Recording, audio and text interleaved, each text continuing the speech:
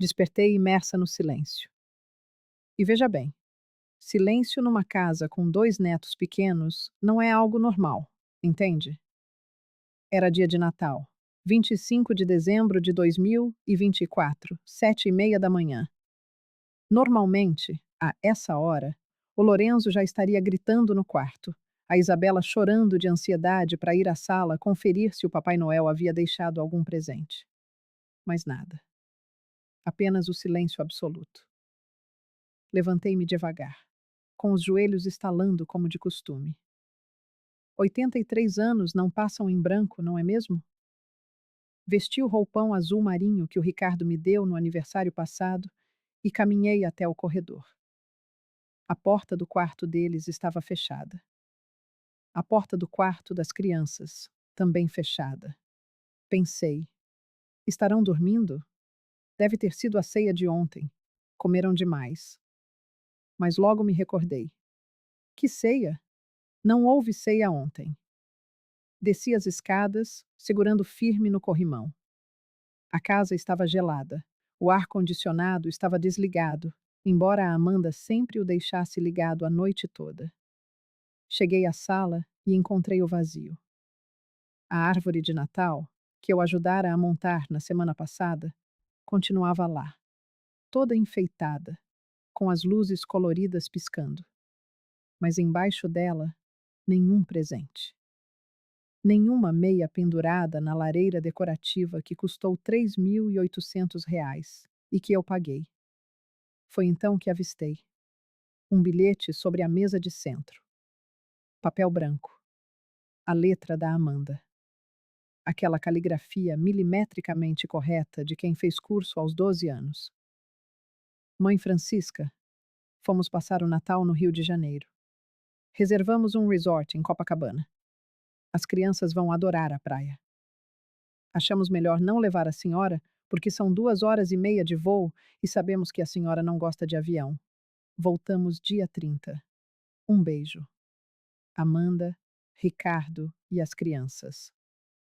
Li 3 vezes. 4. 5. Tentando processar. Eles foram para o Rio, sem mim, no Natal. Antes de continuar, conte-me nos comentários de qual cidade você está acompanhando esta história. E diga-me uma coisa com sinceridade. Você também já foi deixada para trás pela própria família? Sentei-me no sofá. Aquele sofá bege de R$ 7.200 que comprei quando eles se mudaram para esta casa. Minhas mãos tremiam. Não de raiva. Não ainda. Mas de pura confusão, sabe? Porque eu não conseguia entender. Olhei em volta. A casa estava perfeita, limpa demais. A cozinha, reluzente, sem nenhuma louça na pia, nenhum sinal de que alguém tivesse jantado ali na véspera. Levantei-me e fui até a garagem. Vazia. Os 2 carros haviam sumido. O Civic prata do Ricardo, de R$ 145.000, que ele comprou faz 8 meses. A SUV branca da Amanda, de R$ 198.000, comprada em abril. Voltei para ir à sala. Peguei o bilhete novamente. Achamos melhor não levar a senhora porque são 2 horas e meia de voo e sabemos que a senhora não gosta de avião. Mentira. Eu adoro avião. Viajei a vida inteira com o Fernando. Fomos para Foz do Iguaçu, Porto de Galinhas, Gramado, Florianópolis, sempre de avião. A Amanda sabia disso. O Ricardo sabia disso. Foi aí que a ficha caiu. Eles não me levaram porque não queriam. Simples assim. Peguei o celular. 7h43 da manhã. Liguei para o Ricardo. Chamou, chamou, chamou. Caixa postal. Liguei de novo. Caixa postal. Terceira vez. Caixa postal. Enviei uma mensagem no WhatsApp. Ricardo, filho, vocês foram viajar sem me avisar? 2 marcas de visualização. Nenhuma resposta. Tentei a Amanda. O mesmo resultado. Visualizado. Sem resposta. Levantei-me e comecei a andar pela casa. Não sabia o que fazer. Era Natal. Eu estava sozinha, completamente sozinha numa casa que tinha 6 quartos, 4 banheiros, piscina, churrasqueira. Uma casa que eu ajudei a pagar. Sabe, deixe-me contar desde o começo, porque essa história não começou ontem. Começou faz 3 anos. 3 anos, 2 meses e 14 dias, para ser exata. No dia em que o Fernando morreu. Meu marido. 56 anos de casamento. Ele tinha 81. Eu tinha 80. Estávamos juntos desde que eu tinha 24 anos. Imagina? Mais da metade da minha vida ao lado dele. O Fernando foi tudo para mim, entende? Era engenheiro civil. Trabalhou a vida toda construindo prédios, pontes, viadutos. Homem sério, trabalhador, daqueles que acordavam às 5 da manhã e voltavam para casa às 7 da noite. Não éramos ricos, mas vivíamos bem. Tínhamos a nossa casa própria em Moema, um apartamento de 3 quartos no segundo andar, sem elevador. Valia 420 mil reais quando ele morreu. Pequeno, mas era nosso. Quando ele se foi, em setembro de 2021, foi como se o chão sumisse debaixo dos meus pés. Infarto fulminante. Estava sentado na poltrona assistindo ao jornal. Fechou os olhos e pronto. Nem tempo de me despedir. Nem tempo de dizer que eu o amava mais uma vez. O Ricardo veio para o enterro, claro. Trouxe a Amanda, as crianças. O Lorenzo tinha 3 anos, a Isabela, 1 ano e meio. Ficaram comigo uma semana. Ajudaram-me com a papelada, inventário, essas coisas burocráticas. Foram gentis, prestativos. Quando foram embora, voltei para o apartamento vazio. E aí começou o inferno, sabe? Acordar todo dia e lembrar que ele não estava mais lá. Fazer café para dois e perceber que eu estava sozinha. Pôr a mesa para jantar e ver apenas um prato. Passei 3 meses assim. Outubro, novembro, dezembro. O Ricardo ligava toda semana. Como a senhora está, mãe? Eu dizia que estava bem, mas não estava. Estava morrendo por dentro. Foi em dezembro, 3 dias antes do Natal de 2021, que ele ligou com a proposta. Mãe, a gente estava pensando aqui. A senhora não quer vir morar com a gente? Lembro que gelei. Morar com vocês? É, mãe, a senhora está sozinha aí. A gente tem espaço aqui. As crianças adoram a senhora. E olha, vou ser sincero, a Amanda está precisando de ajuda com as crianças, sabe? O trabalho dela está puxado e eu também não dou conta de tudo. A senhora estando aqui seria bom para todo mundo. Pensei. Pensei muito. Será que eu queria sair do meu apartamento? Do lugar onde construí minha vida com o Fernando? Mas ao mesmo tempo, ficar ali sozinha, só com as lembranças? E onde eu iria dormir? Perguntei. A gente tem um quarto sobrando aqui no primeiro andar, mãe, com banheiro privativo. A senhora teria privacidade e a gente estaria junto, né? Família tem que ficar unida. Família tem que ficar unida. Essa frase ecoou na minha cabeça. Deixa-me pensar, respondi. Refleti a noite toda. Liguei para minha irmã Teresa, que mora em Curitiba. Contei da proposta. Cuidado, Chica, ela me disse. Quando o filho oferece casa, assim de repente, sempre tem segundo interesse. Teresa, não fala assim. O Ricardo é meu filho. Filho ou não, já vi muita história de gente que foi morar com o filho e virou empregada. Você está exagerando. Tomara que sim, pensei, mas não dei ouvidos. Sabe por quê? Porque eu estava me afogando em solidão. E a ideia de ter gente em volta, de ouvir risada de criança, de fazer parte de uma família de novo, era tão tentadora. Liguei para o Ricardo no dia seguinte. Aceito. Ele ficou feliz. Sério, mãe? Que ótimo. A gente vai adorar ter a senhora aqui. Mas eu não quero atrapalhar, viu? Não quero ser um peso. Imagina, mãe. A senhora nunca seria um peso. A gente se ajuda. É isso. A gente se ajuda. Mais uma frase bonita. A mudança foi em janeiro de 2022. O Ricardo alugou um caminhão, R$ 680 a diária, e levou meus móveis principais.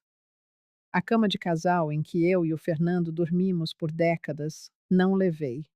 Não cabia no quarto deles e doía demais olhar para ela vazia. Vendi para um casal jovem por R$ 800. Levei apenas a cômoda, a poltrona do Fernando, algumas roupas, meus livros. Quando cheguei à casa deles, em Alphaville, fiquei impressionada. Casa enorme, 3 andares, portaria com segurança. Eles tinham acabado de comprar. Contaram-me que tinha custado R$ 890 mil, financiado em 30 anos. É caro, né, mãe? Disse o Ricardo enquanto me mostrava os cômodos. Mas vale a pena. As crianças vão crescer aqui num lugar seguro. Bom, a Amanda apareceu com um sorriso largo. Mãe Francisca, que bom ter a senhora aqui. Vem, deixa eu te mostrar seu quarto. O quarto era bonito, espaçoso, mas completamente vazio. Só tinha a cama de solteiro deles encostada na parede. A gente ainda não mobiliou direito, disse a Amanda. Está tudo muito corrido, sabe? A mudança, a casa nova. Sem problema, respondi. Eu me viro. E me virei. Na semana seguinte, fui a uma loja de móveis e comprei uma cômoda de 1.200, um guarda-roupa de R$ 2.800, uma escrivaninha pequena de 650 e uma poltrona de leitura de 890. Tudo no meu cartão de crédito. O Ricardo viu quando montaram. Mãe, não precisava gastar isso tudo. Precisava sim, filho. Não vou dormir num quarto pelado. Mas deixa eu te reembolsar, pelo menos. Não precisa. É meu quarto. Eu pago. Ele deu um sorriso meio sem graça e saiu. Nos primeiros meses foi bom, vou ser sincera. Acordava cedo, fazia café da manhã para todo mundo.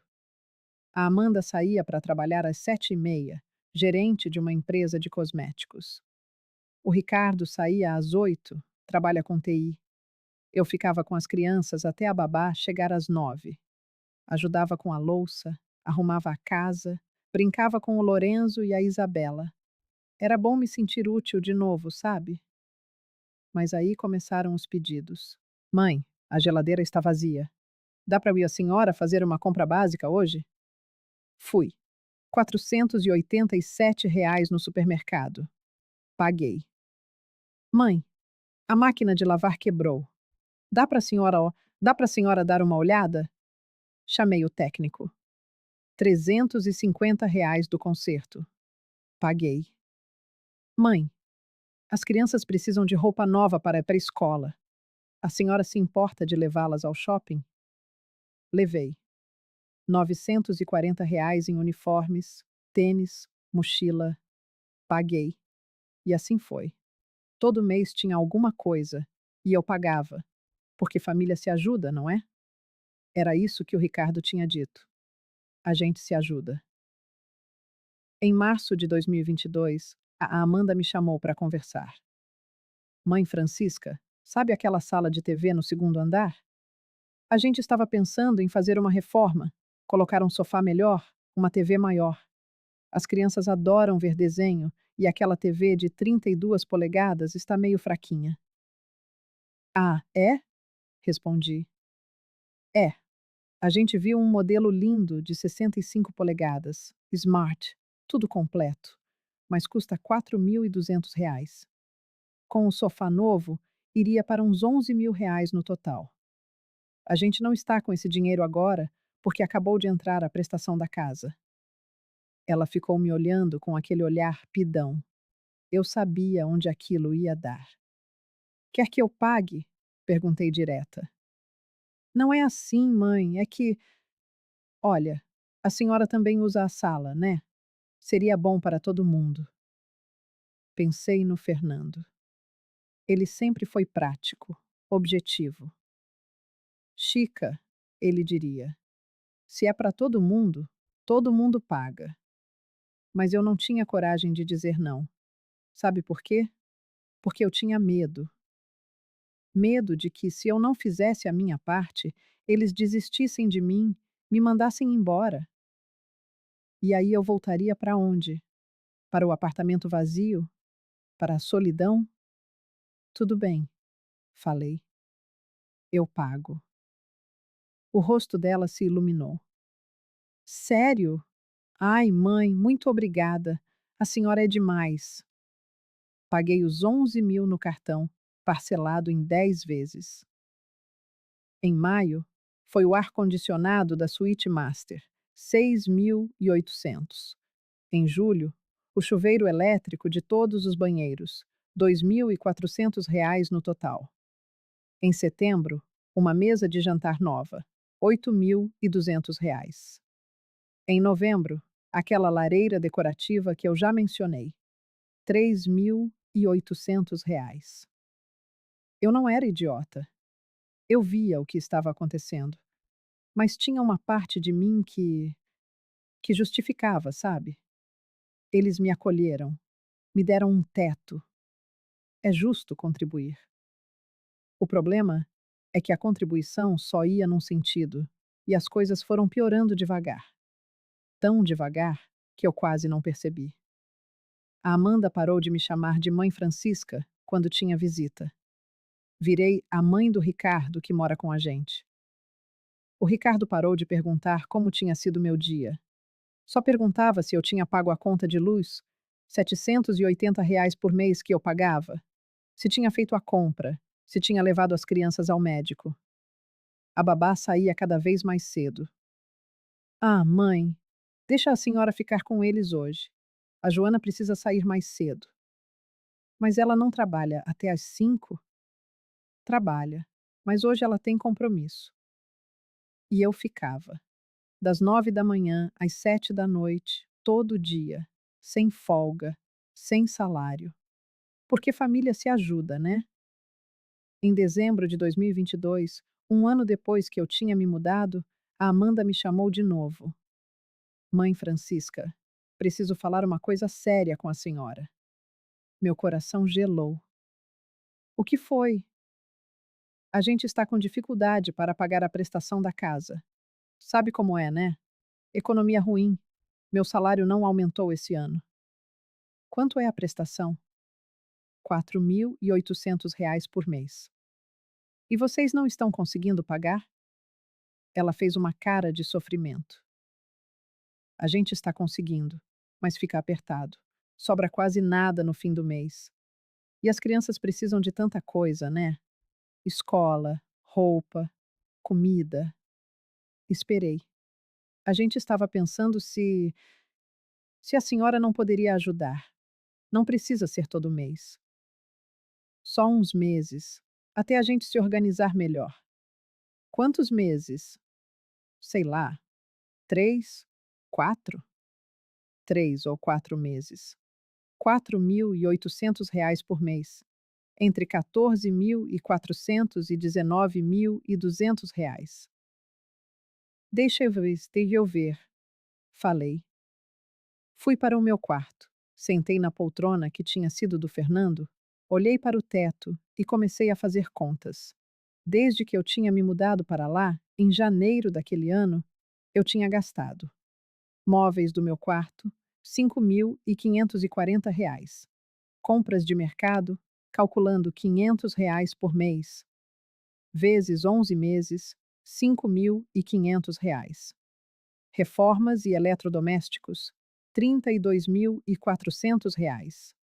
Contas de luz, 780 vezes 11, 8.580.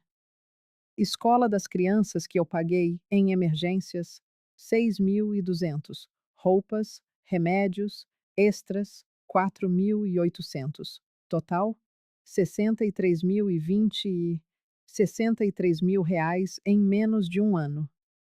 E agora, Queriam mais 14.400? Peguei o celular. Abri o aplicativo do banco. Meu saldo: 187.650. Era o que tinha sobrado da venda do apartamento. 420 mil, menos tudo que eu tinha gasto. Quando o Fernando morreu, a gente tinha 420 mil do apartamento mais 95 mil na poupança. Total, 515 mil reais. Em um ano morando com meu filho, já tinham virado 187.650. Fiz a conta de cabeça. Em 12 meses, eu tinha perdido 327.350. Mais de 300 mil reais. Você está vendo o problema, né? Mas mesmo assim, mesmo vendo os números ali na minha frente, eu não tive coragem de dizer não. Porque eu tinha medo de ficar sozinha. Porque eu queria acreditar que família é família. Porque, porque eu era idiota. Fui até a sala onde a Amanda me esperava. Eu ajudo, falei. Vou pagar 3 meses de prestação. Ela me abraçou. Ai, mãe, muito obrigada. A senhora salvou a gente. Transferi 14.400 reais naquele mesmo dia. E eles não pagaram de volta. Óbvio que não. Nos meses seguintes, a coisa ficou ainda pior. Eu não era mais hóspede, nem família. Eu era staff. Francisca, faz um café aí? Francisca, dá uma olhada nas crianças que eu vou sair. Francisca, tem roupa para passar. Meu nome virou ordem. Francisca para cá. Francisca para lá. E o pior, eu obedecia, porque eu não sabia fazer outra coisa. Foi em agosto de 2023 que eu ouvi a conversa. Era uma quinta-feira à tarde, 3h30. Eu estava no meu quarto lendo. Escutei vozes vindo da suíte master, que ficava logo acima do meu quarto. Vozes altas, briga. O Ricardo e a Amanda discutindo. Tentei não ouvir, não era da minha conta. Mas a voz dela ficou tão alta que não deu para ignorar. Você não entende, Ricardo. Não é sobre ela. É sobre o dinheiro dela. Congelei. Amanda, ela é minha mãe. E daí? Ela está aqui porque quer. Ninguém obrigou. E ela gosta de ajudar. Você mesmo disse. Eu sei. Mas. Mais nada. A gente precisa desse dinheiro. Se ela não pagar a prestação esse mês, a gente atrasa de novo. Você quer perder a casa? Não, mas. Então para de ter peso na consciência. Ela tem dinheiro. Ela não tem filho para deixar herança além de você. Esse dinheiro vai ser seu de qualquer jeito um dia. A gente só está antecipando. Silêncio. E outra coisa, continuou a Amanda. Ela não tem mais nada para fazer da vida. Pelo menos aqui, ela se sente útil. A gente está fazendo um favor para ela, entendeu? Meu estômago embrulhou. Amanda, não fala assim. Por que não? É a verdade. Velha sozinha, viúva, sem amigos. A gente deu um lar para ela, um propósito. Ela devia agradecer. Não escutei o resto. Saí do quarto devagar, desci as escadas, fui até o jardim, sentei num banco de madeira e fiquei lá, olhando para o nada. O dinheiro dela, não ela. A frase martelava na minha cabeça. Eles não me queriam lá, queriam minha grana. E você sabe o que foi pior? Eu já sabia.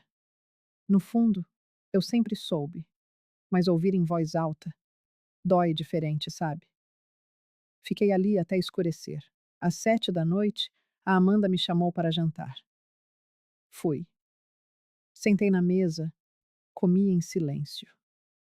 O Ricardo tentou puxar conversa, mas eu só dava respostas curtas. Naquela noite, deitada na cama, eu chorei. Chorei pela primeira vez desde que o Fernando tinha morrido. Chorei de raiva, de tristeza, de humilhação. E pensei: Fernando, o que eu faço? Quase podia ouvir a voz dele. Prática, objetiva, clara. Você levanta, Chica, e toma as rédeas da sua vida. Mas eu não sabia como. Passei os meses seguintes em piloto automático. Acordava, fazia café, cuidava das crianças, pagava contas, dormia, repetia. O Ricardo continuava me pedindo dinheiro. Eu continuava dando. A Amanda continuava me tratando como empregada. Eu continuava aceitando, até aquele Natal. Até acordar sozinha numa casa vazia. Até ler aquela nota mentirosa sobre não gostar de avião. Foi quando eu finalmente acordei de verdade. Sentada naquele sofá de 7.200 que eu paguei, na sala que eu mobiliei, na casa cuja prestação eu ajudei a pagar, olhando para aquele bilhete miserável, eu senti algo que não sentia faz muito tempo. Raiva. Não aquela raiva explosiva. Era uma raiva fria, calculada, a mesma raiva que o Fernando sentia quando alguém tentava passá-lo para trás num contrato. Peguei o celular. 9 horas da manhã de Natal. Procurei no Google. Empresas de mudança Alphaville. Apareceram várias. Escolhi uma com boas avaliações. Liguei. Alô? Bom dia. Empresa Transporte Seguro. Como posso ajudar? Bom dia. Eu preciso de um serviço de mudança urgente. Urgente como, senhora? Hoje, agora. A moça do outro lado hesitou. Hoje é Natal, senhora. Eu sei que dia é, e vou pagar o triplo. Quanto custa? Silêncio. Depois. Deixa eu verificar com o meu gerente.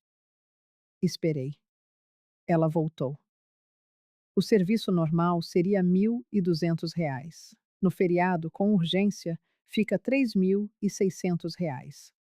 A senhora aceita? Aceito. Quantas horas para chegar aqui? Umas 2 horas. A gente está montando a equipe. Perfeito. Eu mando o endereço. Desliguei. E pela primeira vez em 3 anos, eu sorri. Porque eu tinha um plano. 2 horas. Eu tinha 2 horas até a equipe de mudança chegar. Subi para o meu quarto. Abri o guarda-roupa que custou R$ 2.800. Lá no fundo, na prateleira de cima, tinha uma caixa de sapatos velha. Tirei ela com cuidado e sentei na cama. Dentro, comprovantes. Todos os comprovantes de tudo que eu tinha pago desde que me mudei para lá. Sabe por que eu guardava? Porque o Fernando sempre dizia: Chica, papel é prova. Nunca jogue fora um comprovante. Ele era engenheiro, trabalhava com contratos, sabia a importância de documentação. E eu aprendi com ele. Comecei a separar por pilhas: uma pilha para móveis, outra para eletrodomésticos, outra para reformas, outra para mercado, outra para contas da casa. Eram muitos papéis. Peguei um caderno e comecei a fazer a lista. Caneta azul, letra caprichada, igual o Fernando fazia com os orçamentos dele. Móveis e decoração. Sofá da sala, bege, 3 lugares, R$ 7.200. Mesa de jantar, 6 cadeiras, R$ 8.200. Cômoda do meu quarto, R$ 1.200. Guarda-roupa do meu quarto, R$ 2.800. Escrivaninha, 650. Poltrona de leitura, 890. Estante da sala, R$ 3.400. Mesa de centro, 1.890. Rack da TV, 2.650. Lustre da sala de jantar, R$ 4.200. Lareira decorativa, 3.800. Subtotal, 36.808. Eletrodomésticos e eletrônicos. TV 65 polegadas, sala de TV, R$ 4.200. Sofá, sala de TV, R$ 6.800. Geladeira Frost Free, a deles quebrou, R$ 5.400.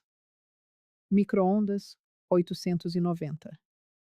Air fryer, 650. Liquidificador, 280.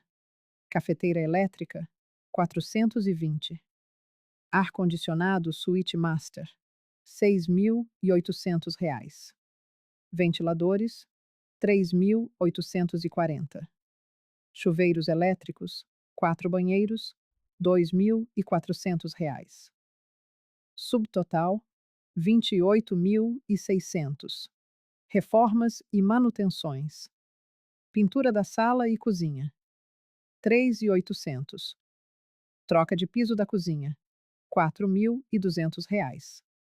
Conserto máquina de lavar, 350. Conserto portão elétrico, 780. Jardinagem profissional, 4 vezes, R$ 1.600. Desentupimento geral, 650. Subtotal, 11.300. Parei para respirar. Minha mão tremia. Continuei. Contas da casa. Luz, R$ 780, vezes 36 meses, igual a 28.080. Água, 340, vezes 36 meses, igual a 12.240. Gás, 125, vezes 36 meses, igual a 4.500. Internet, 180, os últimos 18 meses, 3.240. Condomínio, 950 vezes 12, o último ano, 11.400. Subtotal, 59.460. Supermercado e alimentação. Média mensal, 520. Total, 18.720. Escola e crianças. Mensalidades pagas em emergências, 19.600. 2.800 por mês. Material escolar, 3.400. Uniformes e roupas, 4.800. Presentes de aniversário, 2.100. Passeios e extras, 1.850. Subtotal, 31.750. Prestações da casa, março de 2022 a maio de 2022, 14.400. Agosto de 2022 a outubro de 2022, 14.400. Janeiro de 2023 a abril de 2023, R$ 19.200. Julho de 2023 a novembro de 2023, R$ 24.000. Subtotal, 72.000. Parei. Reli. Calculei de novo. Subtotal móveis, 36.870. Subtotal eletrodomésticos, 28.600. Subtotal reformas, 11.300. Subtotal contas, 59.460. Subtotal mercado, 18.720. Subtotal crianças, 31.750. Subtotal prestações, 72.000. Total geral, 258.870. R$ 258.870 em 3 anos. Olhei para aquele número. Escrevi ele de novo, em letras grandes no alto da página. 258.870. Era quase metade do que o Fernando e eu tínhamos juntado a vida inteira. Senti vontade de chorar, mas não chorei. Eu tinha passado da fase do choro. Agora era a fase da ação. Olhei o relógio. 10h15 da manhã. A equipe de mudança ia chegar ao meio-dia. Peguei outro caderno. Comecei a fazer a segunda lista. Tudo que eu tinha comprado e que ia sair daquela casa comigo. Porque, olha, Deixa eu te explicar uma coisa. Tudo que estava naquele papel, tudo que tinha meu comprovante, era meu. Legalmente, meu. Eu paguei, eu tenho nota. Saiu do meu cartão ou da minha conta. Não foi presente, não foi contribuição, foi compra. E se eu comprei, eu levo. Comecei a circular os itens da lista que iam comigo. Da sala: sofá, mesa de centro, estante, rack da TV, lustre, lareira decorativa.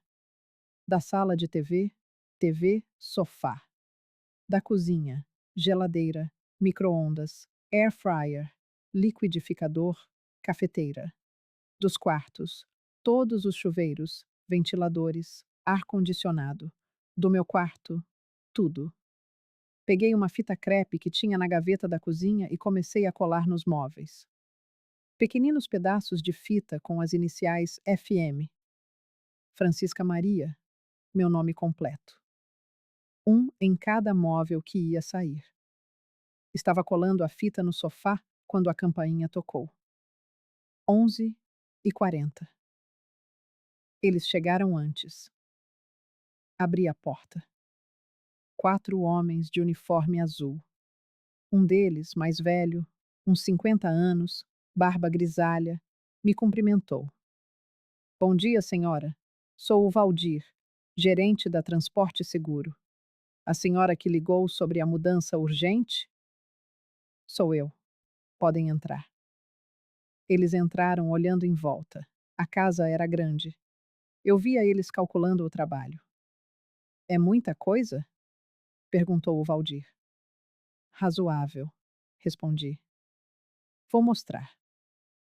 Levei eles pela casa.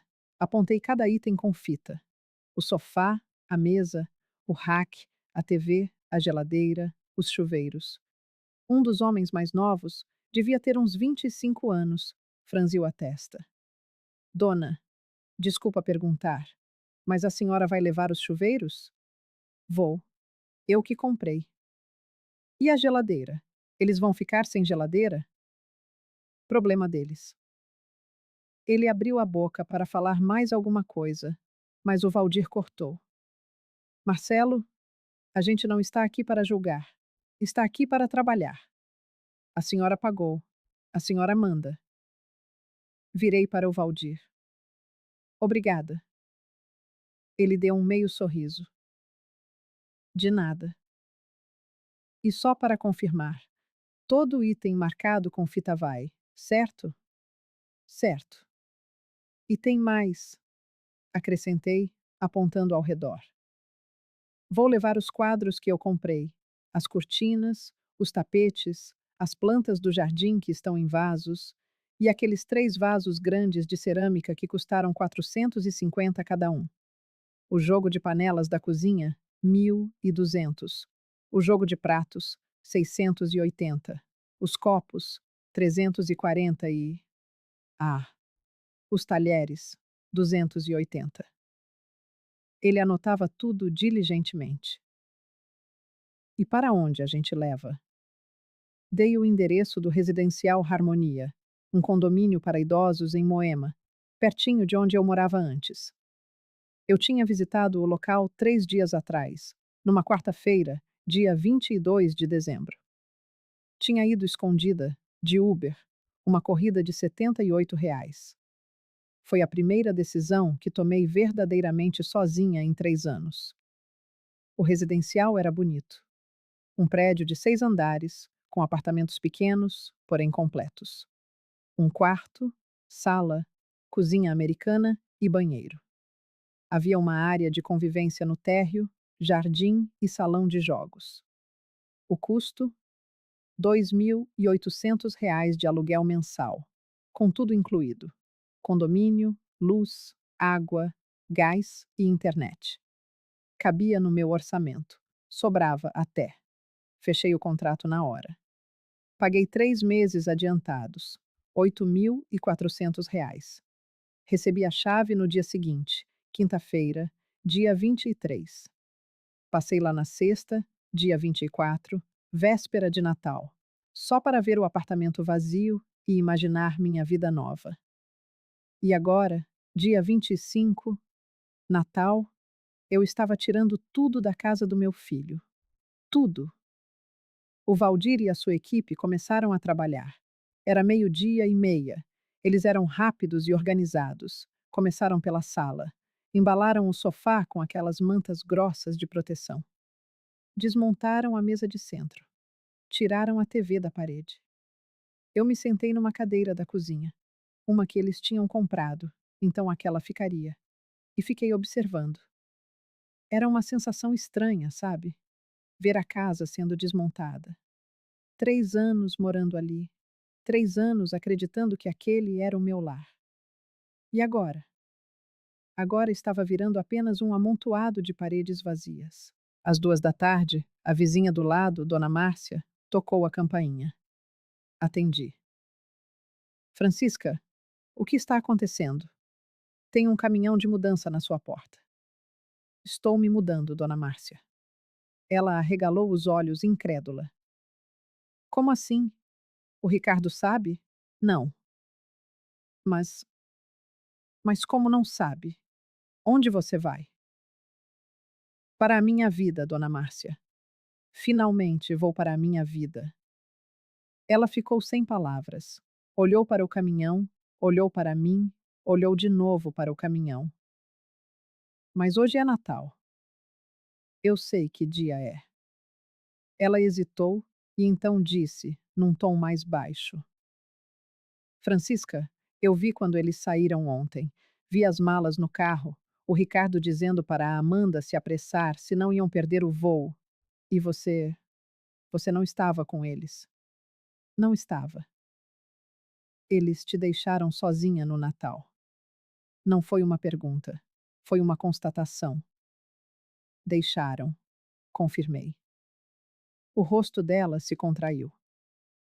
Dona Márcia tinha 70 e poucos anos. Morava com o marido e recebia a visita dos 3 filhos casados todo domingo. Ela sabia como uma família devia ser. Que horror! Ela murmurou. Que horror, Francisca. É, mas está tudo bem agora. Posso fazer alguma coisa? Quer almoçar lá em casa? Fiz Chester. Farofa. Obrigada, Dona Márcia. De coração. Mas hoje eu preciso terminar isso aqui. Ela acenou com a cabeça, apertou minha mão com carinho e foi embora. Voltei para dentro. Os homens já tinham esvaziado a sala de estar. Estavam na sala de TV agora. Enquanto tiravam o sofá e a outra TV, fui até a cozinha. Abri a geladeira que eu tinha comprado quando a deles quebrou. R$ 5.400, com nota fiscal guardada. Dentro, havia um monte de comida cara. Salmão, R$ 89 o quilo. Queijos importados, 127. Vinhos, 246 a garrafa. Deixei tudo. A comida podia ficar. A geladeira não. Valdir, chamei. Ele apareceu prontamente. A geladeira vai vazia. Pode tirar tudo de dentro e deixar aí na pia. Sim, senhora. Eles esvaziaram a geladeira. Toda aquela comida cara ficou espalhada sobre a bancada da pia. Salmão, queijo, vinho, frutas importadas, iogurte grego, um azeite de R$ 78. Uma fortuna em comida. E eu ia deixar ali para estragar. Porque não era sobre a comida, era sobre o recado. Eram 3:30 da tarde, quando terminaram de carregar tudo. O caminhão estava lotado. Dei uma última volta pela casa. A sala, vazia. Só as paredes brancas. A sala de TV, vazia. A cozinha, sem geladeira, sem micro-ondas, sem nada além dos armários fixos. Os banheiros, sem chuveiros. Os pontos de energia expostos nas paredes. A suíte master, sem ar-condicionado, apenas o suporte vazio na parede. Meu quarto, completamente vazio. A casa que eles compraram por 890 mil reais estava valendo bem menos agora. Senti uma pontada de. Não era culpa, exatamente. Era satisfação. Justiça! Tranquei a porta. Coloquei a chave na caixinha de correio do lado de fora. Não ia precisar mais dela. Entrei no carro do Valdir. Ele ia me levar junto com a mudança. Pronta, Dona Francisca? Ele perguntou. Olhei para a casa pela última vez. Pronta. A viagem até Moema levou 40 minutos. O trânsito estava meio leve, afinal, era Natal. Chegamos ao residencial Harmonia às 4h15. Dona Ruth, a vizinha do apartamento ao lado, estava no corredor quando chegamos. Ela aparentava uns 70 anos, tinha cabelo branco curtinho e usava óculos de armação vermelha. Você é a nova moradora? Perguntou com um sorriso acolhedor. Sou, Francisca. Bem-vinda! Chegando no Natal. Que especial. Eu quase ri. Especial era uma palavra curiosa para descrever a situação. Os homens começaram a subir os móveis. O apartamento era pequeno comparado à casa de Alphaville, mas era meu, somente meu. Dirigiram a cama para o quarto, a cômoda, o guarda-roupa, a escrivaninha e a poltrona do Fernando. Essa eu não deixaria nunca para trás. Na sala, colocaram o sofá, a mesa de centro, a estante, o rack e a TV. Na cozinha, a geladeira, o micro-ondas, tudo. Às 6 da tarde, tinham terminado. O Valdir me entregou a nota fiscal do serviço. R$ 3.600. A senhora precisa de ajuda para desembalar alguma coisa? Não, obrigada. Vocês já fizeram muito. Então, Feliz Natal, Dona Francisca. Feliz Natal, Valdir. Eles foram embora. Fechei a porta e fiquei sozinha no meu apartamento novo. Era pequeno, uns 50 metros quadrados, mas tinha uma janela com vista para o parque. Tinha silêncio, tinha paz. Sentei no sofá, o mesmo sofá de R$ 7.200 que antes ficava na sala deles. Agora, estava na minha sala. Peguei o celular. 18 chamadas perdidas do Ricardo, 12 mensagens dele. Mãe, onde você tá? Mãe, liga para mim. Tá tudo bem? Mãe, responde. Liguei para Dona Márcia. Ela disse que você saiu. Para onde você foi? Mãe, tô preocupado. Liga para mim agora. Francisca, que palhaçada é essa? A gente volta amanhã. É melhor você estar em casa. Não acredito que você está fazendo isso. Você está sendo infantil. A última mensagem tinha chegado às 5h40. Li todas, uma por vez. E você sabe o que eu senti? Nada. Absolutamente nada. Nem raiva, nem tristeza, nem culpa. Nada. Bloqueei o número dele. Bloqueei o da Amanda. Desliguei o celular. Levantei, fui até a cozinha e abri a geladeira vazia. Lembrei que eu não tinha comida. Peguei o celular de novo. Liguei apenas para pedir delivery. Achei um restaurante que estava funcionando no Natal. Pedi um filé com fritas, R$ 67. Comida cara, mas era Natal. Eu merecia. Enquanto esperava a comida chegar, fui arrumando o apartamento. Coloquei lençol na cama, pendurei as cortinas, organizei as roupas no guarda-roupa. A comida chegou às 7h30. Comi sozinha, sentada na mesa de centro, assistindo ao jornal na TV. Depois, tomei banho. Um banho longo, quente, no chuveiro que eu tinha comprado, pago e instalado. Coloquei o pijama, deitei na cama e, pela primeira vez em 3 anos, eu dormi em paz. No dia seguinte, 26 de dezembro, sexta-feira, acordei às 7 da manhã. Liguei o celular. 47 chamadas perdidas do Ricardo, 23 da Amanda, 12 mensagens de áudio. Ouvi uma, só uma. Era do Ricardo. A voz estava desesperada. Mãe, pelo amor de Deus, o que você fez? A gente chegou em casa e está tudo vazio. Não tem sofá, não tem mesa, não tem TV, não tem geladeira. A comida toda estragou na pia. Tem água pingando dos chuveiros porque você levou os chuveiros. A casa está destruída. A Amanda está chorando. As crianças estão assustadas. Eu estou em pânico. Onde você está? O que você fez? Desliguei. Deletei. Bloqueei de novo. Fui fazer café.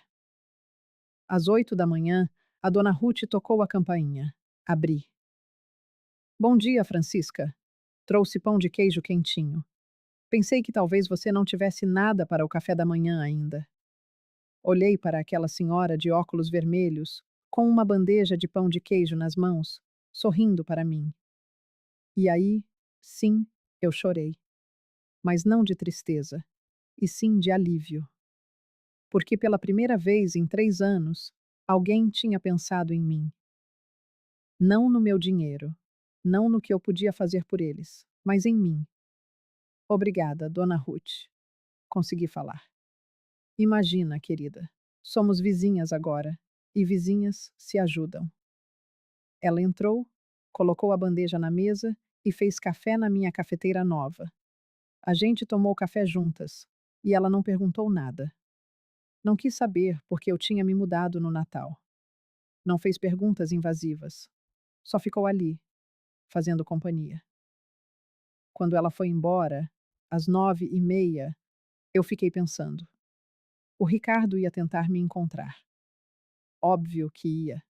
Ele tinha meu CPF, meus documentos. Podia rastrear, podia ir até meu banco. Podia fazer escândalo. Eu tinha que me proteger. Liguei o celular. Desbloqueei o Ricardo só para mandar uma mensagem.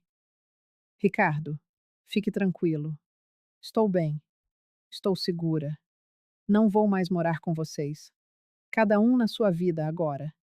Tudo que levei da casa foi comprado e pago por mim. Tenho todos os comprovantes. Se tiver dúvida, meus advogados vão esclarecer. Boa sorte com a prestação de dezembro. Francisca. Bloqueei de novo antes que ele respondesse. Depois, liguei para o banco. Mudei minha senha. Coloquei trava em qualquer movimentação acima de R$ 5.000. Pedi para bloquear qualquer tentativa de empréstimo ou crédito em meu nome. Liguei para a operadora de celular e troquei meu número. Liguei para um chaveiro e troquei a fechadura do apartamento. Custo: R$ 280. Às 2 da tarde, eu estava blindada. O Ricardo não tinha meu número novo. Não sabia meu endereço exato. Não tinha acesso à minha conta. Eu tinha me tornado invisível para ele. E isso era libertador. Passei o resto do dia organizando o apartamento. Fui no mercadinho da esquina e fiz uma compra básica. R$ 340.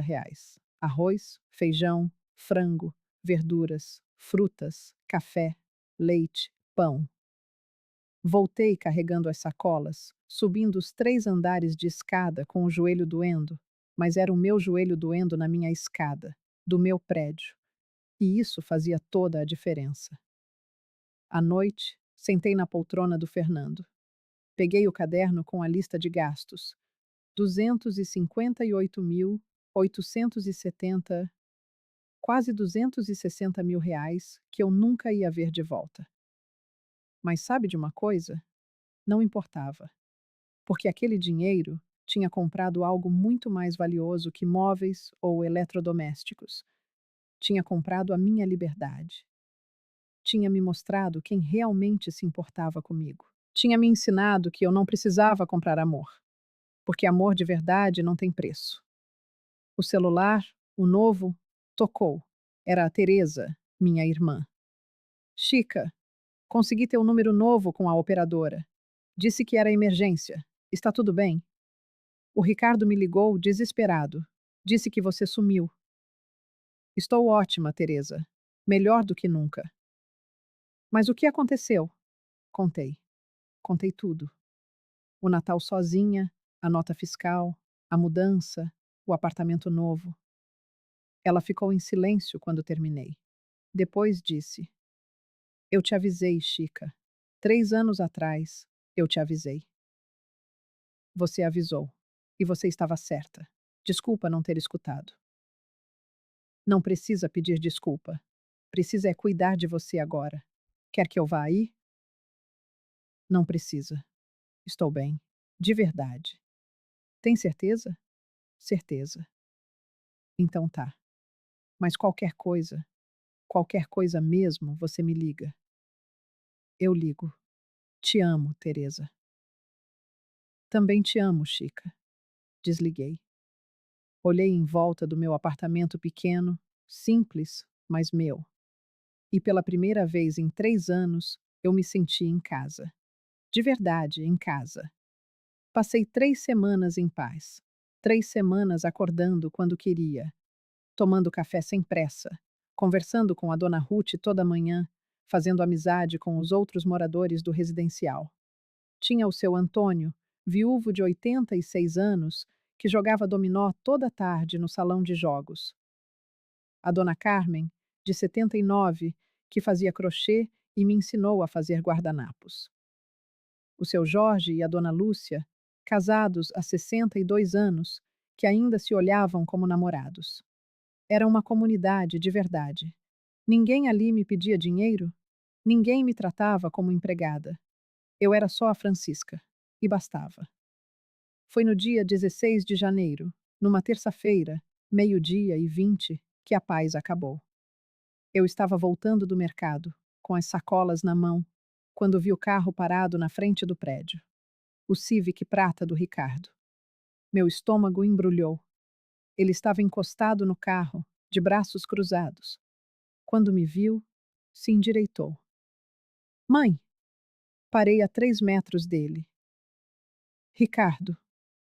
Permanecemos imóveis, apenas nos encarando. Notei imediatamente como ele estava magro, a barba por fazer, olheiras profundas e escuras, a camisa amarrotada. Aquele não parecia o Ricardo impecável e sempre arrumado que eu conhecia. Como você me achou? Perguntei, quebrando o silêncio. Fui ao seu banco. Subornei um funcionário com R$ 500 para que ele me desse o seu endereço. Ilegal? Sim, mas eu estava desesperado. R$ 500 que você não tem, retruquei. Ele engoliu em seco, visivelmente desconfortável. Peguei emprestado. Mais dívidas, constatei. Mãe, a gente precisa conversar. Não temos nada para conversar. Temos sim. A voz dele saiu alterada, alta demais. Alguns moradores que passavam pelo jardim viraram o rosto para olhar.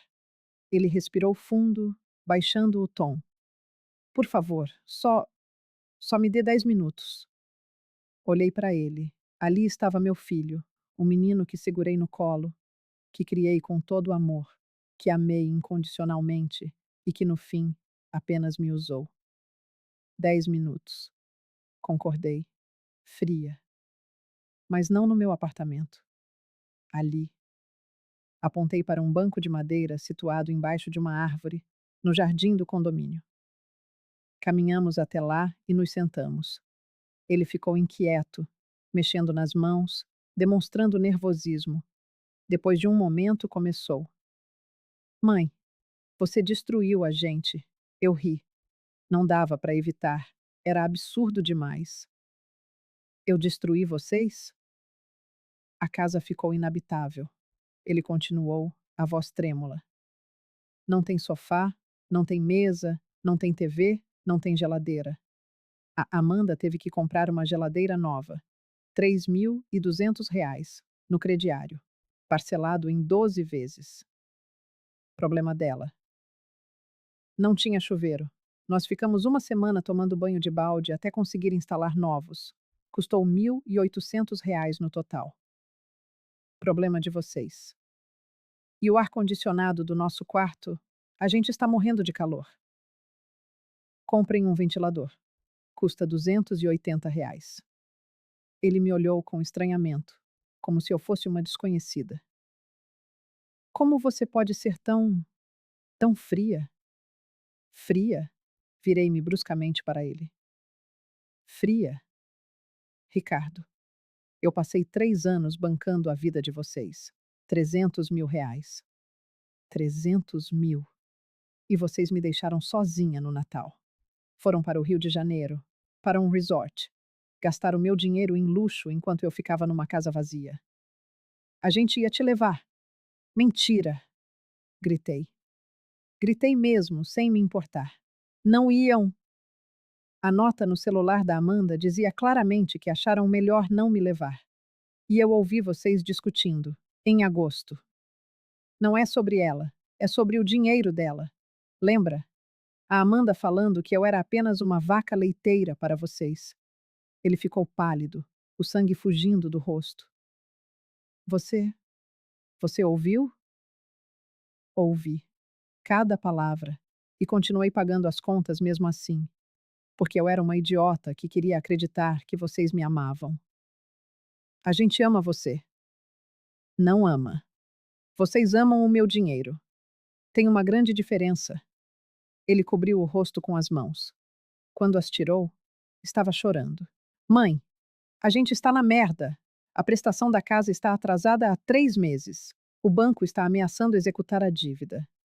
Se a gente não pagar os R$ 14.400 até sexta-feira, vamos perder tudo. Permaneci em silêncio. Por favor, ele implorou. Só mais essa vez. Eu prometo que a gente paga de volta. Eu arrumei um trabalho novo. Vai entrar um salário melhor no mês que vem. Não. Mãe. Não, Ricardo. Chega. Acabou. Você vai deixar seus netos na rua? Seus netos, sua responsabilidade. Seus filhos, sua responsabilidade. Não minha. Mas nós somos família. Família que me abandonou no Natal. Ele se levantou abruptamente. Começou a andar de um lado para o outro, agitado. Eu não acredito. Eu não acredito nisso. Você virou as costas para a gente. Para os seus netos. Para mim. Eu não virei as costas. Eu só parei de bancar a vida de vocês. É a mesma coisa? Não é. Ele parou na minha frente, o olhar endurecido. Sabe de uma coisa? A Amanda tinha razão. Você sempre foi egoísta. Desde que o pai morreu, você ficou doida. Não está batendo bem da cabeça. Levantei-me devagar. Olhei bem no fundo dos olhos dele.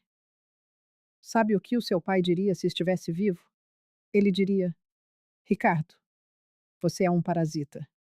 E eu criei você para ser melhor que isso. A mão dele subiu num impulso. Por um segundo, achei que ele fosse me bater. Mas ele apenas apontou o dedo na minha cara. Você vai se arrepender. A gente vai te processar. Roubo, dano moral. Vamos recuperar tudo. Pode tentar. Eu tenho cada comprovante, cada nota fiscal, cada transferência bancária. Boa sorte. Ele deu as costas e marchou em direção ao carro. Antes de entrar, gritou: Eu era seu único filho e você escolheu o dinheiro no meu lugar. Você é que escolheu o dinheiro no meu lugar, Ricardo. Eu só aceitei a sua escolha. Ele entrou no carro e arrancou bruscamente, com os pneus cantando no asfalto. Sentei-me de novo no banco e chorei.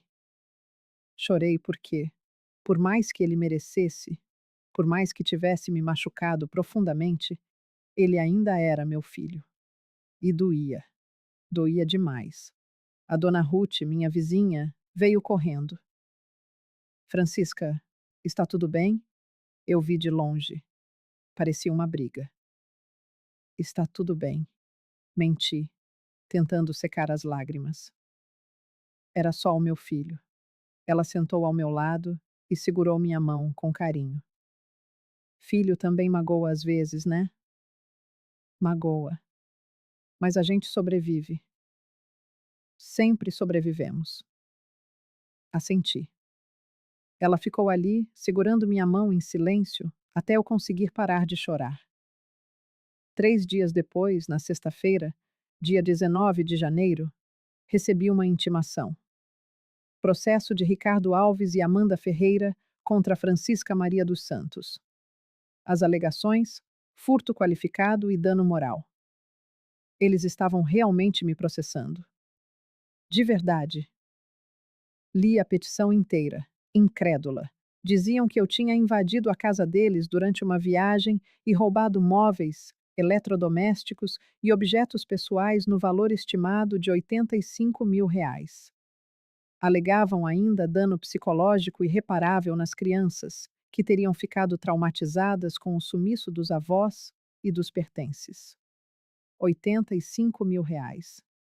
Eu tinha gastado R$ 258.870.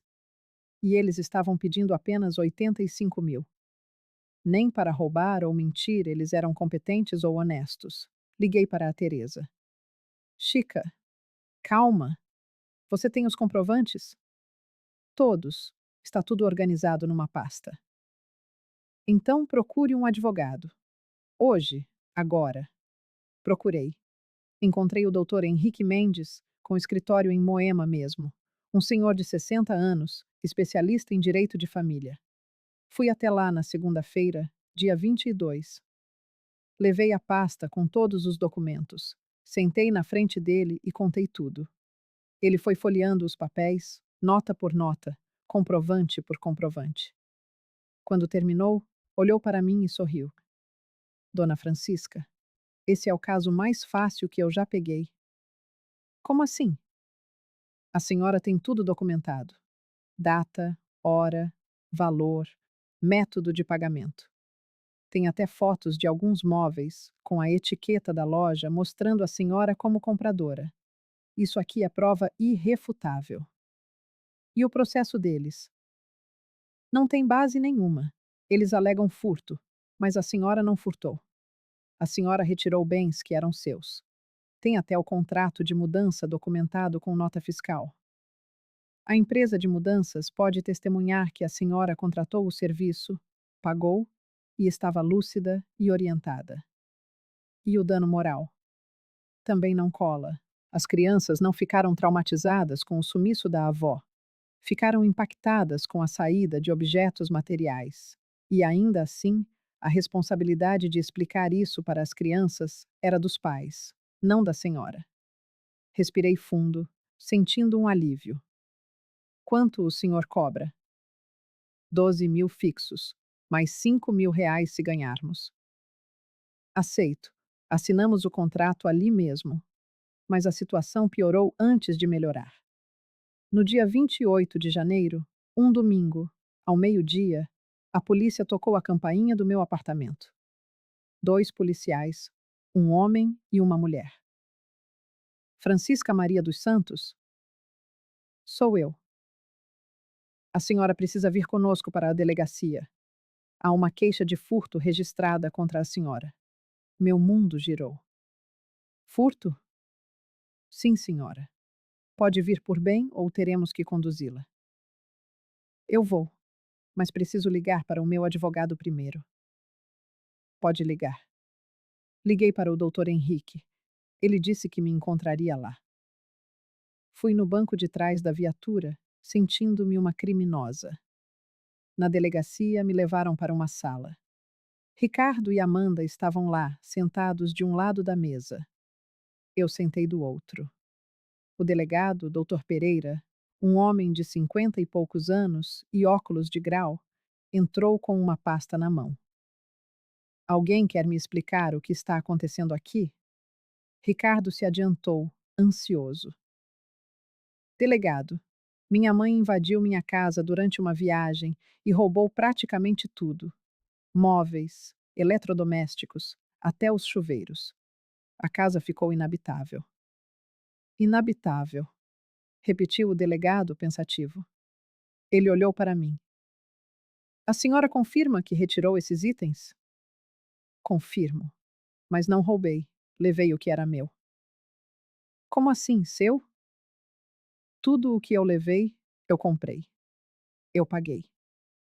Tenho os comprovantes. Isso é mentira, Amanda interveio. Ela morava com a gente, contribuía com a casa. Não quer dizer que tudo era dela.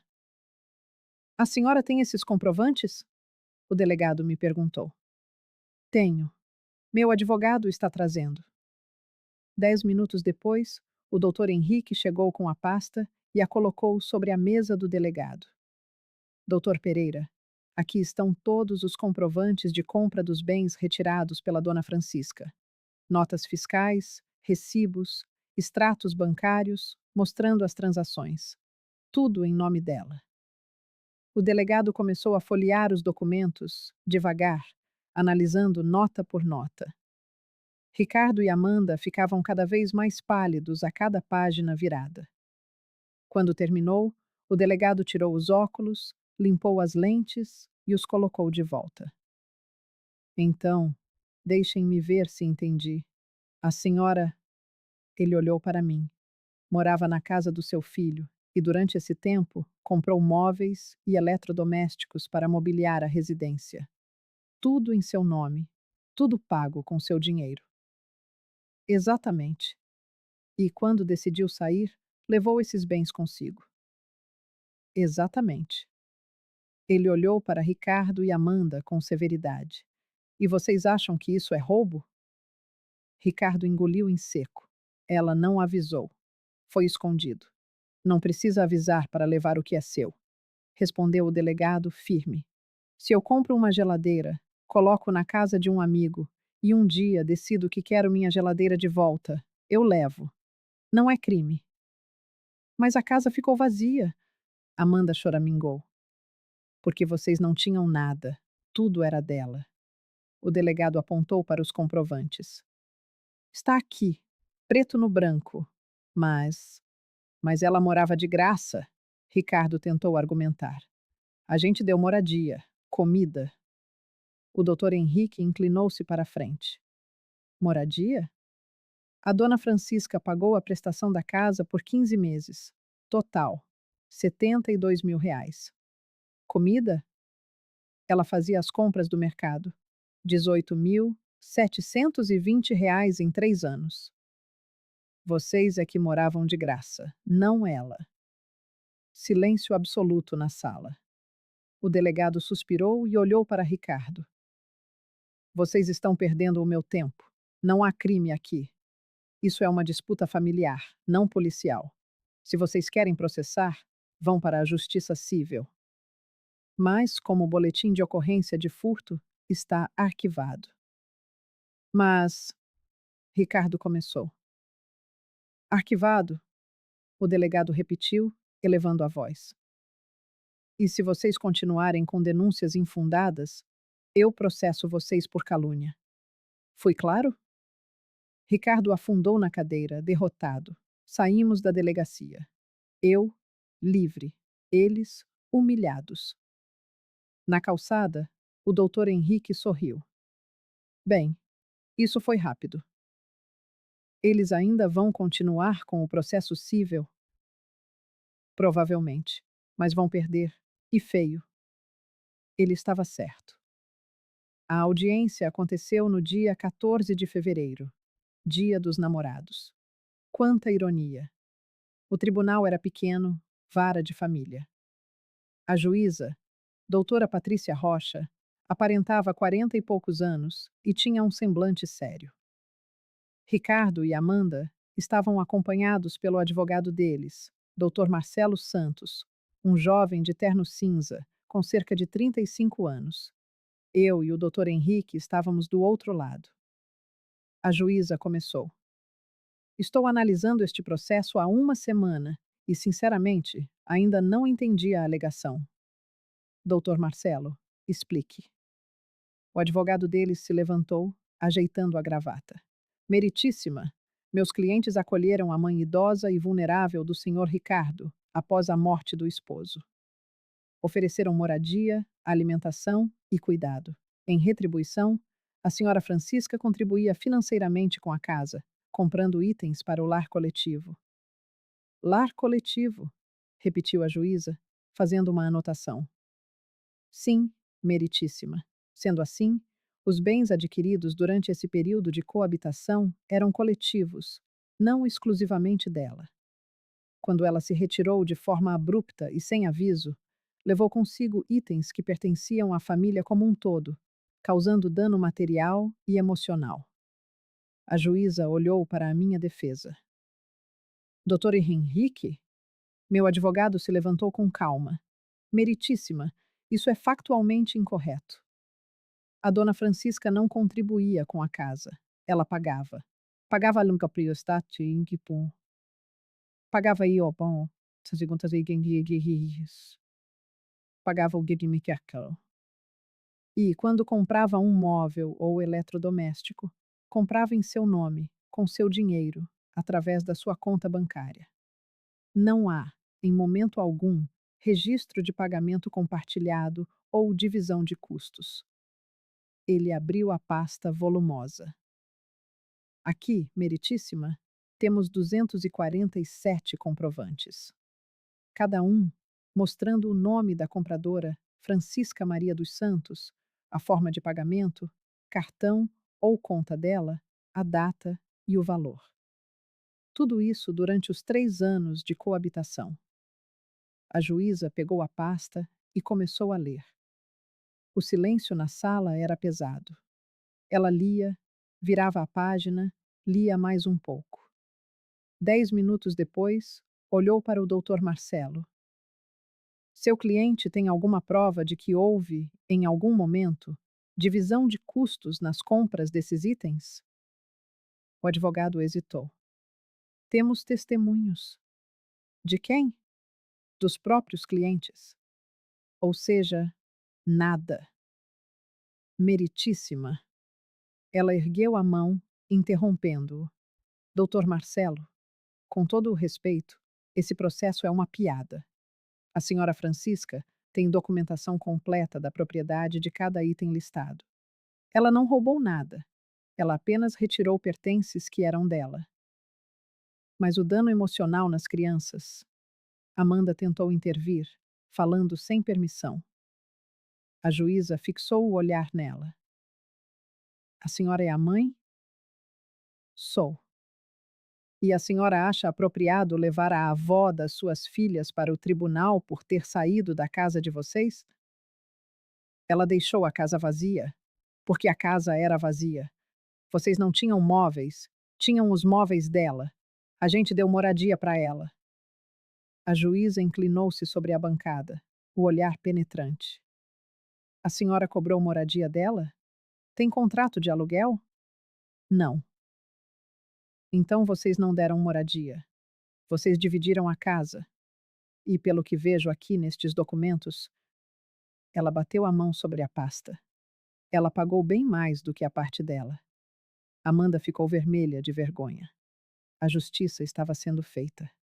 A juíza continuou, com um tom de voz firme, porém sereno. Senhora Francisca, a senhora deseja apresentar uma reconvenção?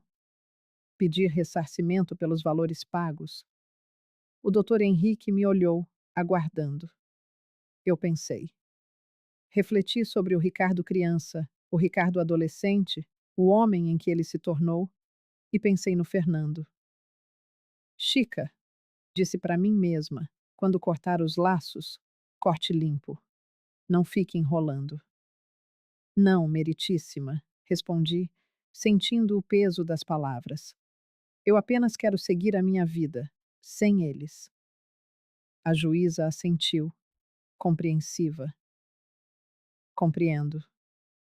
Muito bem. Julgo o processo improcedente. Ré absolvida de todas as acusações. Condeno os autores ao pagamento das custas processuais, no valor de R$ 4.200. Está encerrado. Ela bateu o martelo. Acabou.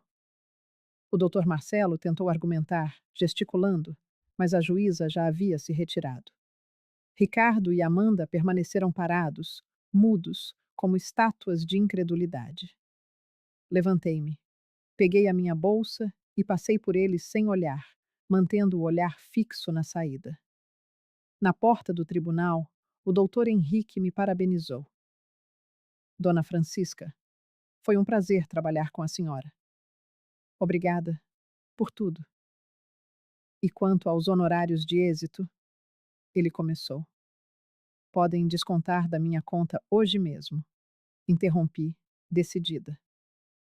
Ele sorriu. Já irei providenciar. Saí do tribunal às 3 da tarde. Chamei um Uber, R$ 38 até o residencial. Quando cheguei, a dona Ruth estava no jardim, cuidando das flores. E aí, como foi? Ela perguntou, ansiosa. Ganhei, respondi. Ela me abraçou forte. Sabia, sabia que ia ganhar. Eu também sabia, mas ainda assim dói, sabe?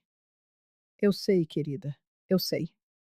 Subi para o apartamento, sentei-me na poltrona que era do Fernando e fiquei ali, só, processando tudo. Eram 3h30 da tarde de um dia 14 de fevereiro, dia dos namorados, e eu estava sozinha. Contudo, pela primeira vez, estar sozinha não significava estar solitária, porque eu tinha a dona Ruth, o seu Antônio, a dona Carmen, o seu Jorge e a dona Lúcia. Eu tinha uma comunidade, tinha um lar, tinha paz. O celular tocou. Era um número desconhecido. Atendi, desconfiada. Alô? Dona Francisca? Era uma voz feminina, jovem. Sim. Aqui é a Letícia, do Colégio Santa Clara. Sou a coordenadora da Isabela, sua neta. Meu coração apertou no peito. Aconteceu algo? Não, não. Nada grave. É que a Isabela pediu para eu ligar para a senhora. Ela está perguntando quando a vovó vai buscá-la na escola de novo. Fechei os olhos, sentindo uma pontada. Eu não moro mais com eles, Letícia. Eu sei. Os pais dela explicaram, mas ela insiste. Disse que sente falta da senhora. Houve um silêncio breve. Dona Francisca? Estou aqui. A senhora. A senhora gostaria de falar com ela? Está no horário do lanche. Ela está aqui do meu lado.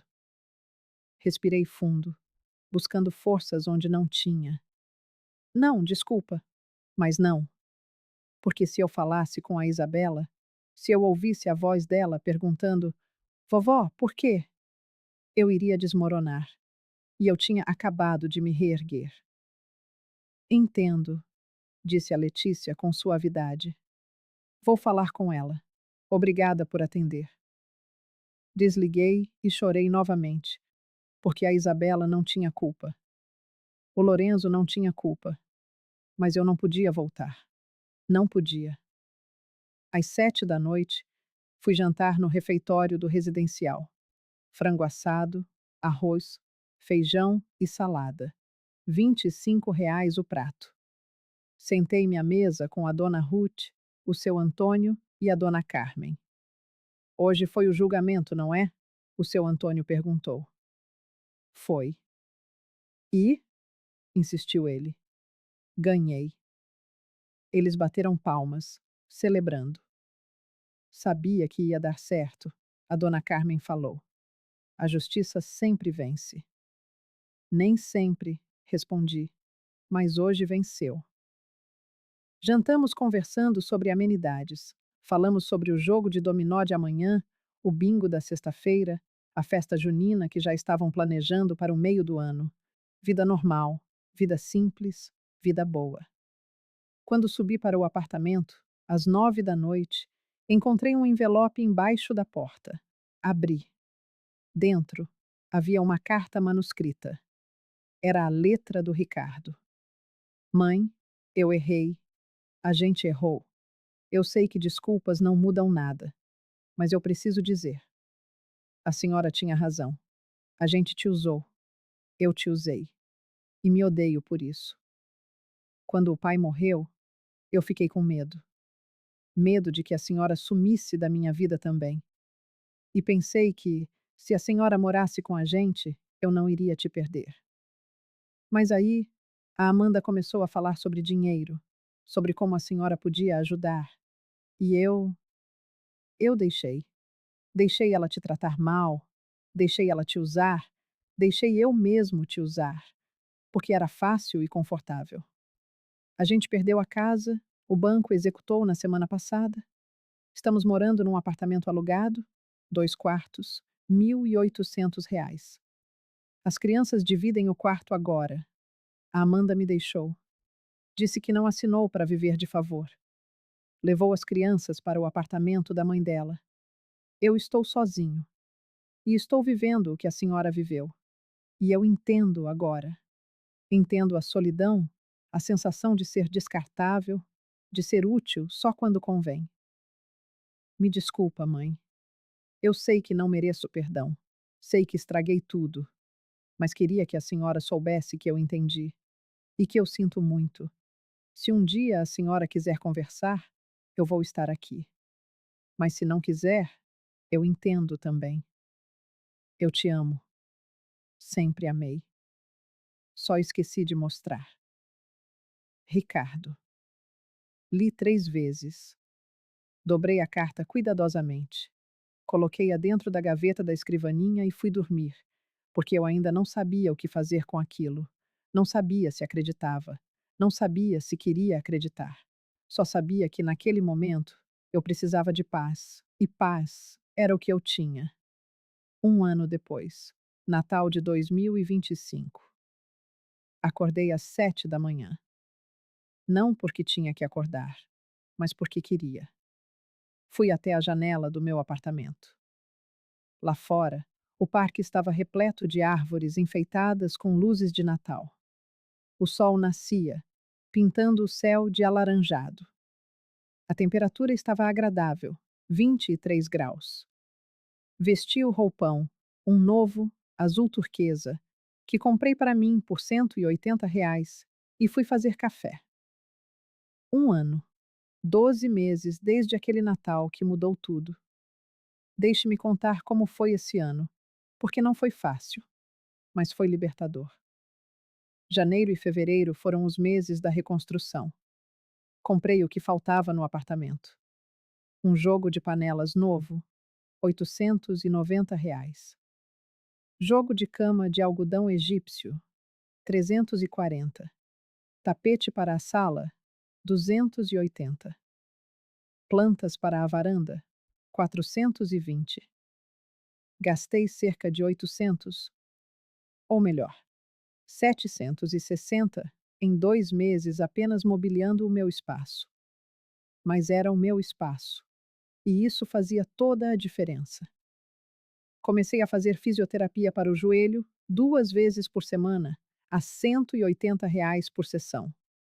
O total mensal ficava em R$ 1.440. Caro, mas necessário. Em 3 meses, eu já subia a escada sem ofegar. Em 6, sem dor. Entrei para a aula de alongamento do residencial. Todas as terças e quintas, às 8 da manhã. Gratuito, parte do condomínio. Conheci mais gente. A dona Beatriz, de 81 anos, viúva há 5. O seu Paulo, de 77, divorciado. A dona Silvia, de 85, que nunca se casou. Cada um com a sua história, cada um sobrevivendo. Em março, a dona Ruth me convidou para o clube de leitura. Toda quarta-feira, às 4 da tarde, na sala de convivência. Líamos um livro por mês e discutíamos. Em março, 100 anos de solidão, do Gabriel Garcia Marques. Em abril, A Hora da Estrela, da Clarice Lispector. Em maio, O Cortiço, do Aloísio Azevedo. Eu não lia ficção desde que o Fernando morreu. 5 anos sem abrir um romance.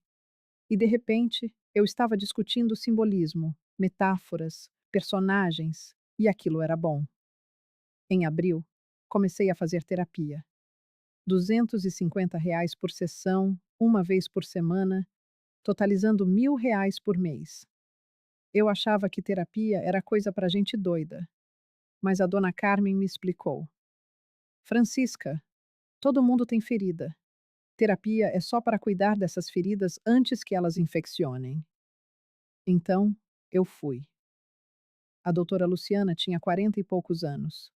Cabelo cacheado, óculos redondos, um consultório aconchegante com cheiro de lavanda. Na primeira sessão, contei tudo. O Fernando, a solidão, o Ricardo, o dinheiro, o abandono, a mudança. Ela ouviu, sem julgar, apenas ouvindo. No final, perguntou: Francisca, você se arrepende? Pensei. De ter saído? Sim, não. Me arrependo de ter demorado tanto. Ela sorriu. Então a gente está no caminho certo. As sessões seguintes foram intensas. Trabalhamos a raiva, a culpa, o luto. O luto pelo Fernando, que eu nunca processei direito. O luto pela relação com o Ricardo, que eu achava que tinha, mas que nunca existiu de verdade.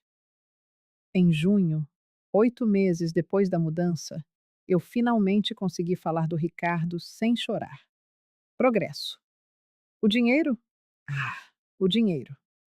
Quando saí da casa do Ricardo, eu tinha R$ 187.650 na conta. Gastei. Com a mudança, R$ 3.600. 3 meses de aluguel adiantados, R$ 8.400. Móveis e itens para o apartamento entre janeiro e fevereiro, 8.760. Com o advogado, R$ 17.000. Valor fixo mais o êxito. Fisioterapia de março a agosto, R$ 8.640. Terapia de abril a dezembro, R$ 9.000. Médicos, exames e remédios, R$ 4.200. Supermercado, numa média de 450 por mês vezes 12, totalizou R$ 5.400. Aluguel de março a dezembro, 10 meses, R$ 28.000. Roupas, sapatos e cosméticos, R$ 3.800. Lazer, passeios e restaurantes, R$ 2.400. Presentes de Natal para o pessoal do residencial, 1.200. Extras diversos, R$ 2.100. Total gasto no ano, R$ 102.500. Saldo atual em dezembro de 2025, R$ 85.150. Eu tinha perdido R$ 100.000 em um ano. Mas sabe de uma coisa? Não me importei. Porque cada real desse foi gasto em mim, na minha saúde, no meu bem-estar, na minha paz. E isso não tem preço. Sobre o Ricardo, ele tentou contato várias vezes ao longo do ano. Em março, mandou flores para o residencial, rosas vermelhas que custaram R$ 280. Deixei na recepção com um bilhete. Doe para alguém que queira. Em maio, ele apareceu no portão. O porteiro ligou perguntando se eu queria recebê-lo. Disse que não. Em julho, mandou uma carta, outra carta manuscrita, contando que estava fazendo terapia, que tinha arrumado um emprego novo, com salário de R$ 6.800 e que estava morando num apartamento pequeno, mas honesto. Contou que as crianças o visitavam aos finais de semana. Não respondi. Em setembro, ele tentou de novo. Ligou do número da Teresa, minha irmã. Ela tinha dado o número dela para ele, achando que eu iria querer falar. Eu atendi pensando que era ela. Alô? Mãe, sou eu. Houve silêncio. Por favor, não desliga. Fiquei na linha. Não sei por quê. Talvez curiosidade. Estou ligando porque a Isabela fez 8 anos ontem e ela pediu só uma coisa de presente. Esperei. Ela pediu para ver a avó. Meu coração apertou dolorosamente. Ricardo, eu sei. Eu sei que não tenho direito de pedir nada, mas ela chora toda noite, mãe. Pergunta onde a senhora está. Por que não vem mais buscá-la na escola? Pergunta se ela fez alguma coisa errada. Fechei os olhos, segurando as lágrimas. Ela não fez nada errado, falei. Nada disso é culpa dela. Eu sei, e é por isso que estou ligando. Não é por mim, é por ela. A senhora. A senhora toparia ver ela? Só uma vez? Nem precisa ser na minha presença. Pode ser num parque, num shopping, onde a senhora se sentir confortável. Fiquei em silêncio por muito tempo. Eu penso, respondi, mas não prometo nada. Obrigado, mãe. Obrigado mesmo. Desliguei e chorei, porque a Isabela não tinha nada a ver com isso. Ela era criança, inocente, mas ao mesmo tempo, ver ela significava ver o Ricardo. E eu não sabia se estava pronta. Conversei com a doutora Luciana na terapia da semana seguinte. O que você quer fazer? Ela perguntou. Eu quero ver minha neta, mas tenho medo. Medo de quê? De voltar, de cair de novo na armadilha, de ser usada. Você seria? Ela questionou. Pensei. Não, não agora. Eu aprendi. Então qual é o medo de verdade? Engoli em seco. De sentir, de me importar de novo, de sofrer de novo. Francisca, você pode se importar sem se anular. Pode amar sem se perder. Uma coisa não anula a outra. Refleti sobre isso por dias e decidi. Liguei para o Ricardo, no número novo dele, que ele tinha enviado na carta de julho. Mãe? Sou eu. Vou ver a Isabela, mas tenho condições. Tudo o que a senhora quiser. Primeiro, será num lugar público, Shopping Iguatemi, praça de alimentação. Sábado, meio-dia. Ok. Segundo, você não participa. Leva ela, me entrega e volta para buscar em 2 horas. Ok. Terceiro, isso não significa que a gente voltou a se falar. É só pela Isabela. Houve um silêncio do outro lado. Depois ele disse: Entendido. Sábado, 14 de outubro, meio-dia. Não se atrase. Não vou. Obrigado, mãe. Desliguei antes que ele dissesse mais alguma coisa. O sábado chegou. Fui de Uber para o shopping, R$ 42. Cheguei 10 para o meio-dia. Sentei-me numa mesa da praça de alimentação. Minhas mãos suavam. Meio-dia em ponto, vi eles chegando. O Ricardo, mais magro, de camisa simples e jeans, segurando a mão da Isabela. Ela estava maior. O cabelo mais comprido, amarrado num rabo de cavalo. Usava um vestido azul claro e tênis rosa. Quando ela me viu, o rosto dela se iluminou. Vovó! Ela soltou a mão do Ricardo e correu para mim. Me abraçou com força e eu desmoronei. Abracei ela de volta. Chorando. Ela também chorando. Vovó, você sumiu. Ela soluçou. Eu procurei e procurei. E você não estava. Desculpa, meu amor, desculpa. A gente ficou assim, abraçadas, por um tempo que pareceu eterno. Quando nos separamos, lancei um olhar para o Ricardo. Ele permanecia parado a uns 3 metros de distância, apenas observando. Seus olhos também estavam vermelhos. 2 horas, falei para ele. Ele acenou com a cabeça e foi embora. Eu e a Isabela nos sentamos. Pedi um milkshake para ela. R$ 18. Para mim, um café. R$ 12. Vovó, por que você foi embora? Como explicar para uma criança de 8 anos que os pais dela são parasitas? Eu precisava do meu próprio espaço, amor. Da minha própria casa. Mas a gente podia visitar você. Pode. Agora pode. Os olhos dela brilharam. Sério? Sério. Se o seu pai deixar, você pode me visitar. A gente pode sair, ir ao parque, tomar sorvete. E eu posso ver onde você mora? Hesitei por um instante. Depois, respondi: Pode, quando você quiser. Passamos 2 horas conversando. Ela contou sobre a escola, as amigas, o novo apartamento e a separação dos pais. A mamãe e o papai não moram mais juntos, disse ela com a voz pequena. Eu sei. É culpa minha? Peguei a mão dela com firmeza. Não, nunca pense isso. Adultos se separam por problemas de adultos.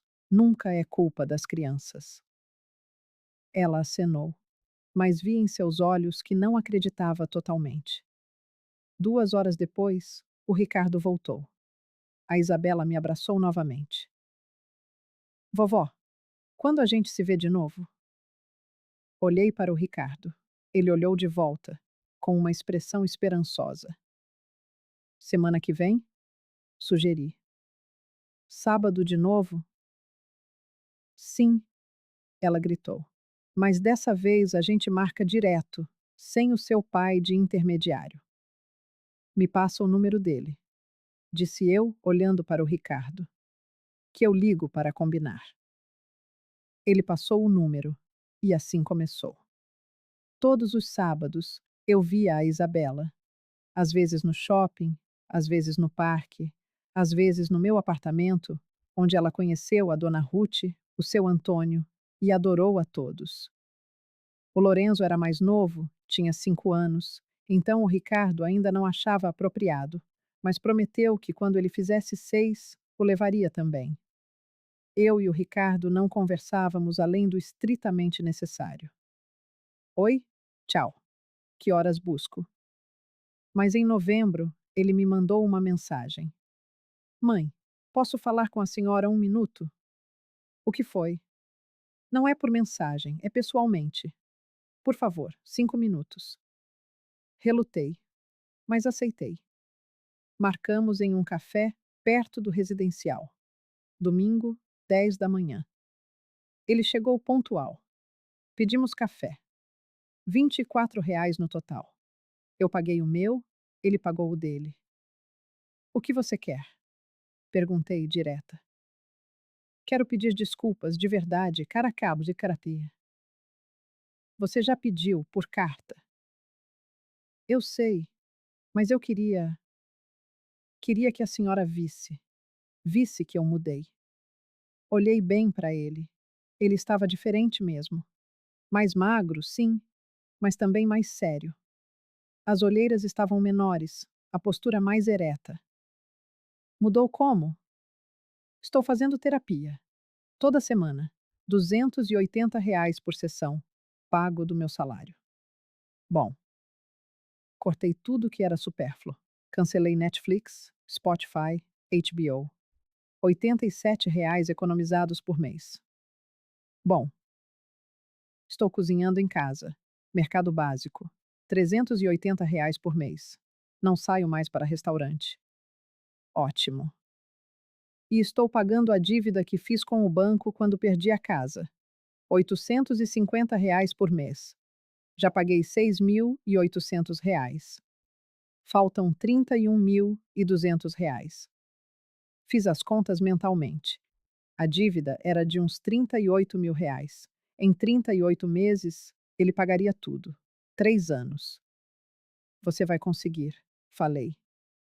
Ele olhou para mim. A senhora. A senhora acredita?